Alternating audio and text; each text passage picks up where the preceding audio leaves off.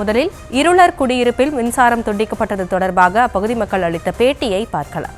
4 மாசமா கரண்ட் இல்லாத தான் நாங்க இருக்கிறோம். 4 மாசமா கரண்ட் இல்லாத இருந்து இந்த வீடு கட்டினாங்க பாரு, அவங்க என்ன பண்ணாங்க, இது மீட்டர் வைக்கிறாங்காட்டியும் அதில் நீங்கள் இந்த கொக்கி அடிச்சு பார்த்துன்னு இருங்க, நாங்கள் மீட்டர் வச்சு வேணே அதுக்கு பிற்பாடு நீங்கள் கரண்ட்டு சொந்தமாக வச்சுக்கோங்க அப்படின்னு சொல்லிட்டு போனாங்க.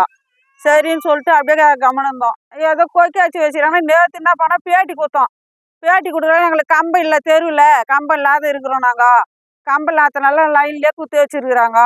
அதனால எங்களுக்கு கரண்ட் வசதி வரணும் அப்படின்னு சொல்லிட்டு நேற்று நாங்கள் பேட்டி கொடுத்ததுக்கும் அது நேற்று கொடுத்ததுக்கும் காலையில் வேலைங்களுக்கு போயிட்டு வந்து பார்த்தாக்கா மற்ற கரண்ட்டும் இப்படி அறுத்து விட்டு போயிட்டு இருக்கிறாங்க.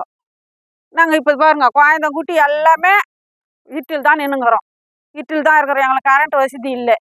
நேற்று வந்து பேட்டி கொடுத்தோம். நாங்கள் இந்த மாதிரி கரண்ட் இல்லை, கொக்கி போட்டிருக்காங்கன்னு சொன்னோம். நாங்கள் அதுக்கு எதனா செய்வாங்கன்ட்டு தான் நாங்கள் கரண்ட்டு ரொம்ப வச்சு கொடுப்பாங்கன்ட்டு தான் நாங்கள் பேட்டி கொடுத்தோம்.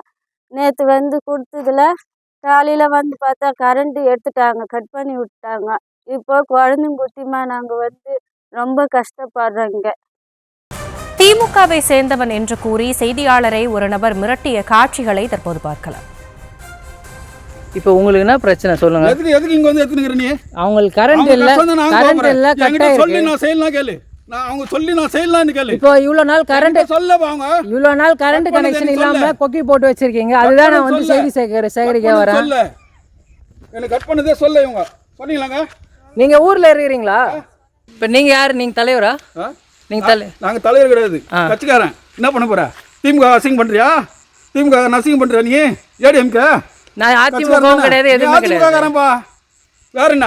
நான் செய்தியாளர், செய்தி போடுறேன் கிடையாது. நீ அதிமுக காசு வாங்கிட்டு திமுக நல்லது பண்றதெல்லாம் எலெக்ஷன் டைம்ல வந்து இந்த மாதிரி எடுத்து கெடுத்துனுக்கிற. அவன் சம்பாதிக்கிறதுக்கு வந்து எடுப்பான். நீங்க வந்து அவனுக்கு பேட்டி கொடுப்பீங்களா? அவன் காசு கேட்கறான், நான் காசு தரலன்னு வந்து இங்க பேட்டி எடுக்கிறான். யாரு காசு கேட்டா? ஆமா நீதான். நான் எப்ப காசு கேட்டேன்? வந்து இங்க எடுக்கிற. நான் எப்ப உங்ககிட்ட சொன்னாங்க? எனக்கு யார் சொன்னா? யார்கிட்ட காசு கேட்டேன்? யார்கிட்ட காசு கேட்டேன்? காசு கொடுக்காதனால தான் அப்படி பண்ற. போய் எடு, அங்க போய் எடு. அவன் காளிராஜ் ரோட்ல கட்டிக்கிறான், அதை போய் எடு.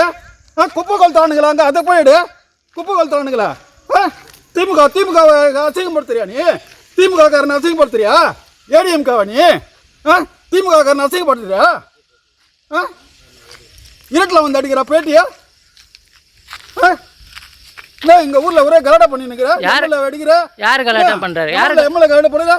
கேஸ் போடுறேன். மக்கள் பிரச்சனை தான் போடுறேன். மக்கள் பிரச்சனை நீ பாத்துற.